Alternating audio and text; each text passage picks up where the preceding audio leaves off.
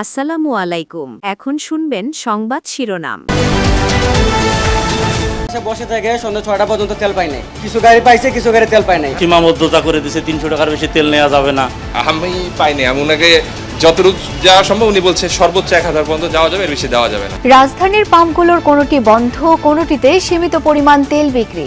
মজুদ শেষের আগেই দেশে আসবে নতুন উৎসে জ্বালানি, সংসদে জানালেন মন্ত্রী। এই সরকার যে বিদেশ থেকে বিভিন্ন জায়গা থেকে তেল সংগ্রহ করে এনে আমরা তেল দিচ্ছি। চাহিদা অনুযায়ী বর্তমানে বিদ্যুতের কোনো ঘাটতি নেই।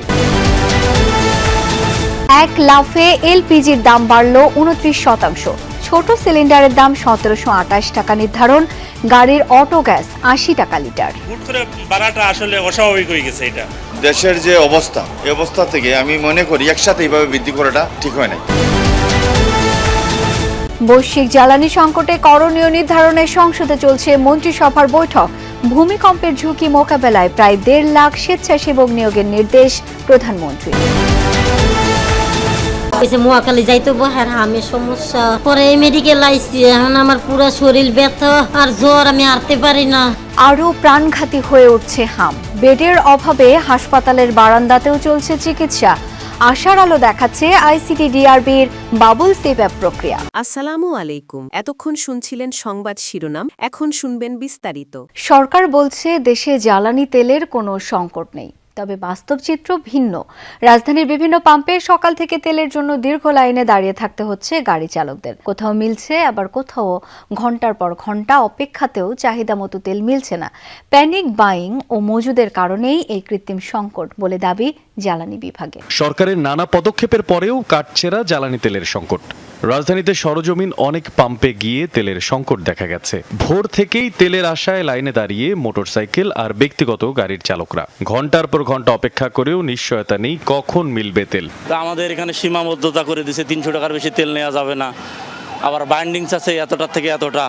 তেল আসার পর কিছুটা স্বস্তি ফিরলেও ক্ষোভ আর আক্ষেপ ঝরে অনেকের কণ্ঠে। আসলে অনেকক্ষণ লাইনে রোদ্রের ভেতরে খুব কষ্ট করে এসে যে এখন তেলটা ফুল পাচ্ছি, আসলেই মনের কাছে খুবই ভালো লাগতেছে। আমি পাইনি, আমি ওনাকে যতটুকু যাওয়া সম্ভব উনি বলছে সর্বোচ্চ 1000 পর্যন্ত যাওয়া যাবে, এর বেশি দেওয়া যাবে না। লাইনে দাঁড়ানো থাকতেও সমস্যা নাই, তেলটা পাওয়ার পর একটু ভালো লাগে আর কি। রাজধানীর আব্দুল্লাহপুর সহ বিভিন্ন এলাকায় এক পাম্প থেকে আরেক পাম্প ঘুরেও অনেক স্থানে তেল মেলেনি। 9টা সাড়ে 9টা থেকে আসে বসে রয়েছি, এখন প্রায় 3টার কাছাকাছি বাজে। এখন আমাদের গাড়ি কোনো আগাচ্ছেই না কোনো। গতকালকে সকালে এসে বসে থেকে সন্ধ্যা 6টা পর্যন্ত তেল পাই নাই। কিছু গাড়ি পাইছে, কিছু গাড়ি তেল পাই নাই। আজকে ভোর 6টা থেকে বসে আছি, এখন পর্যন্ত আমি অল্প গাড়ি সামনে আছে আমার, তারপরেও মনে হচ্ছে না অত সহজে তেল পাবো। অতিরিক্ত গরম, যে এখানে এত মানুষের যে কষ্টটা, তা ওনারা তো বুঝতেছে না। যে ডিপো থেকে তেল আসে ওনারা বুঝতেছে না, বা আমাদের যে সরকার আছে ওনারা বুঝতেছে না। জ্বালানি ও খনিজ সম্পদ বিভাগের যুগ্ম সচিব বলছে দেশে জ্বালানি তেলের কোনো সংকট নেই। তিনি দাবি করেন প্যানিক বাইং ও অবৈধ মজুতের কারণেই বাজারে সাময়িক প্রভাব পড়ছে। আমরা গত বছর যা সরবরাহ করছি এই বছরও তাই সরবরাহ করছি। এখন পেট্রোল পাম্প মাঝে মাঝে বন্ধ থাকছে, এটা আমিও দেখছি, কিন্তু এটা আসলে আপনারা জানেন যে মানুষের মধ্যে প্যানিক বাইংটা এখনো বন্ধ হয়নি, যে কারণে পেট্রোল পাম্পগুলোর সাপ্লাই চেইনটাতে ইন্টারাপশন হচ্ছে মাঝে মাঝে। পরিস্থিতির অন্যায্য সুযোগ না নিতে সবার প্রতি আহ্বান জানান এই কর্মকর্তা। বিদ্যমান তেলের মজুদ শেষ হওয়ার আগেই বিকল্প বিভিন্ন উৎস থেকে কেনা তেল দেশে আসবে বলে সংসদকে জানিয়েছেন বিদ্যুৎ, জ্বালানি ও খনিজ সম্পদ মন্ত্রী ইকবাল হাসান মাহমুদ। চাহিদা অনুযায়ী বর্তমানে দেশে বিদ্যুতের কোনো ঘাটতি নেই বলেও জানান তিনি। চলতি সেচ মৌসুমে বিদ্যুৎ সরবরাহ নিশ্চিতের জন্য অন্যত্র বিদ্যুতের অতিরিক্ত ব্যবহার কমিয়ে আনার উদ্যোগ নেওয়া হয়েছে বলেও সংসদকে জানান মন্ত্রী। পাম্পগুলো বন্ধ হয়ে যাচ্ছে, আজকে সিলেটের পাম্প বন্ধ হয়ে গিয়েছে। আমরা দেখছি যে রাস্তাতে লাইনের গাড়ির দীর্ঘ সারি, এবং আমরা বারবার করে দেখতে পাচ্ছি যে সবাই প্রত্যাশিত সেবা পাচ্ছে না, এবং কিন্তু দুঃখজনক বিষয় সরকার এই বিষয়টি এড়িয়ে যাচ্ছে। মন্ত্রী মহোদয় কি বলবেন যে কবে নাগাদ আমাদের যথেষ্ট পরিমাণ এই ক্রুড তেল আসবে, যেটা 65,000 ঘাটতি এবং রানিং, যেটা আমরা প্রতিদিন দেখতে পাচ্ছি 1,80,000 দরকার, সেখানে মাত্র 60 থেকে 65,000 আসতেছে। বিরোধী দলের 2 সংসদ সদস্যের এমন প্রশ্নের জবাবে জ্বালানি মন্ত্রী বলেন সংকটটা কৃত্রিম।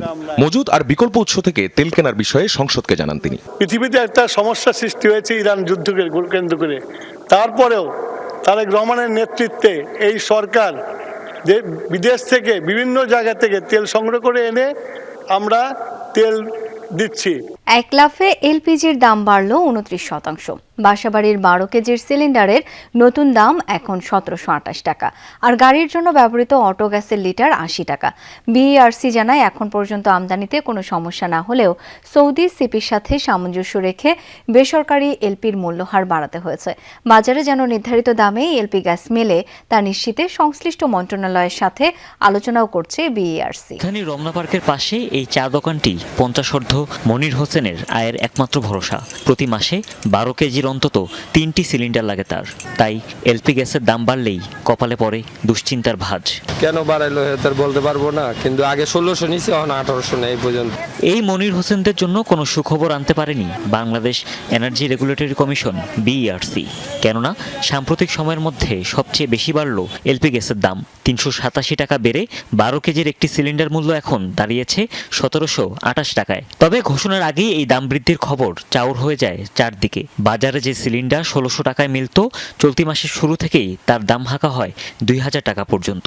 সকালবেলা দিচ্ছে 1600 টাকা, বিকেলবেলা বলছে যে দাম বাড়ছে 1800 টাকার কম গ্যাস দেওয়া যাবে না। তবে মধ্যপ্রাচ্য ইস্যু, জাহাজ সংকট সহ বিভিন্ন কারণে প্রোপেন ও বিউটেনের দাম বাড়িয়েছে সৌদি প্রতিষ্ঠান আরামকো। সমন্বয় করতে গিয়ে দাম বাড়াতে হয়েছে বাংলাদেশকে। সৌদি কন্ট্রাক্ট প্রাইস ছিল $541.75, যেটি এই মাসে $782.50। অর্থাৎ সৌদি সিপি বেড়েছে $240.75। ফেব্রুয়ারি এবং মার্চ দেখে আমদানির পরিমাণ ভালো। এপ্রিল মাস নিয়ে যারা আমদানিকারক তারা একটু শঙ্কা প্রকাশ করেছেন আমাদের কাছে। প্রধানমন্ত্রী তারেক রহমানের সভাপতিত্বে জাতীয় সংসদ ভবনে মন্ত্রিসভার বৈঠক চলছে। রাতে সংসদ সচিবালয়ে সরকার দলীয় সভাকক্ষে মন্ত্রিসভার সদস্যরা এই বৈঠকে অংশ নিয়েছেন। বৈঠকে জ্বালানি খাতে চাপ কমাতে শিক্ষা প্রতিষ্ঠানে অনলাইন ও অফলাইন ক্লাস ফেরানো, সাপ্তাহিক ছুটি বৃদ্ধি, হোম অফিস, দোকান, মার্কেট ও শপিং মল বন্ধের সময় এগিয়ে আনা সহ বিভিন্ন গুরুত্বপূর্ণ বিষয়ে সিদ্ধান্ত আসতে পারে। দর্শক, মন্ত্রিসভার বৈঠক সম্পর্কে আরও জেনে নিতে চাই, সহকর্মী এখন সঙ্গে যুক্ত হচ্ছে। মন্ত্রিসভার বৈঠকে কি কি সিদ্ধান্ত আসতে পারে, কোনো আভাস কি পাওয়া গেছে? আভাস তো অবশ্যই পাওয়া গেছে, এবং মিটিং যেটি হচ্ছে সেই মিটিংয়ের যে বিষয়বস্তু, সেই বিষয়বস্তুটাও কিন্তু একেবারেই জরুরি, জনগুরুত্বপূর্ণ যে অবস্থাটি চলছে সেই অবস্থা নিয়েই কিন্তু আপনি দেখবেন যে সংসদ ভবনে কিন্তু মন্ত্রিসভার বৈঠক এর আগে হওয়ার যে কোনো নজির কিন্তু আমরা দেখিনি, এবং আজ সেই বৈঠকটা বসছে এবং সংসদ অধিবেশনের পরপরই এই বৈঠকটা বসতে যাচ্ছে। সেটি হচ্ছে জ্বালানি তেলের যে সংকট, সেই সংকট পরিস্থিতি, যুদ্ধ পরিস্থিতিতে জ্বালানি তেলের সংকট মোকাবেলা এবং ব্যবস্থাপনা, এই ব্যবস্থাপনা সংক্রান্ত নতুন কিছু সিদ্ধান্ত হয়তো আজকের এই মন্ত্রিসভার বৈঠকের মধ্য থেকেই আসতে পারে। তার মধ্যে একটি সিদ্ধান্ত, যেমন আপনি জানেন এপ্রিল পর্যন্ত এই বৈশ্বিক পরিস্থিতিতে সরকার কিন্তু জ্বালানি তেলের দাম কোনোভাবেই বাড়ায়নি, এপ্রিল পর্যন্ত দাম অপরিবর্তিত আছে। এখন সেটিকে কিভাবে বিশ্ববাজারের সাথে সমন্বয় করা যায়, সেখান থেকে নতুন কোনো সিদ্ধান্ত আসে কিনা সেটার জন্য আমাদেরকে আসলে অপেক্ষা করতে হবে। কারণ